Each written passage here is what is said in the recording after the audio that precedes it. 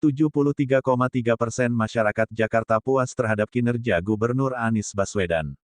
Berdasarkan hasil survei terbaru yang dilakukan oleh Lembaga Penelitian Kebijakan dan Opini Publik Populi Center, sebanyak 73,3% responden mengaku puas dengan kinerja Gubernur DKI Jakarta Anies Baswedan. Sementara untuk tingkat kepuasan terhadap kepemimpinan Gubernur dan Wakil Gubernur DKI Jakarta juga relatif tinggi, dengan rata-rata tingkat kepuasan pada angka 7,61 dari skala 1 sampai 10 dan akumulasi skor 6 sampai 10 positif puas sebesar 86%.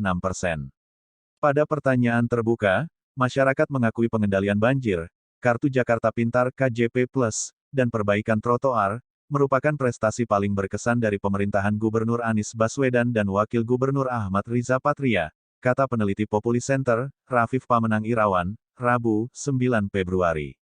Di sisi lain, responden menilai terdapat beberapa masalah ekonomi yang perlu segera mendapatkan penanganan, antara lain pengendalian harga bahan pokok 42%, penyediaan lapangan pekerjaan 21,2%, penanganan ketimpangan ekonomi 12,7%, dan pengentasan kemiskinan 11,7%.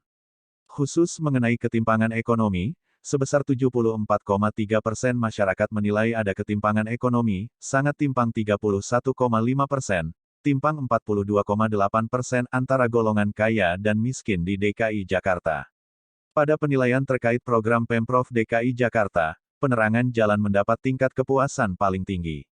Sementara itu, pada pertanyaan pelaksanaan program penanganan banjir oleh Pemprov DKI Jakarta, sebesar 66,3% masyarakat menilai program pengerukan sungai sudah terlaksana dengan baik. Secara umum masyarakat Jakarta yang mengaku puas terhadap pelaksanaan kebijakan penanggulangan banjir melalui penataan sungai ialah sebesar 74,9%, jelasnya.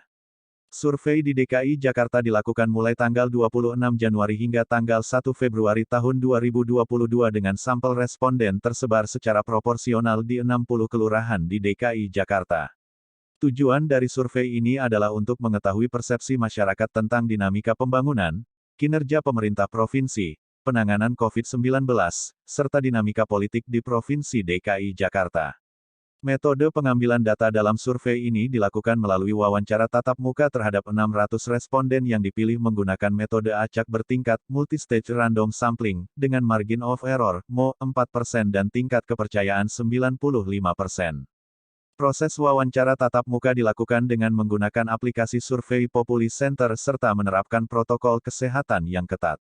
Survei dilakukan dengan menggunakan pendanaan internal. Sekian informasinya ini, semoga ada manfaatnya.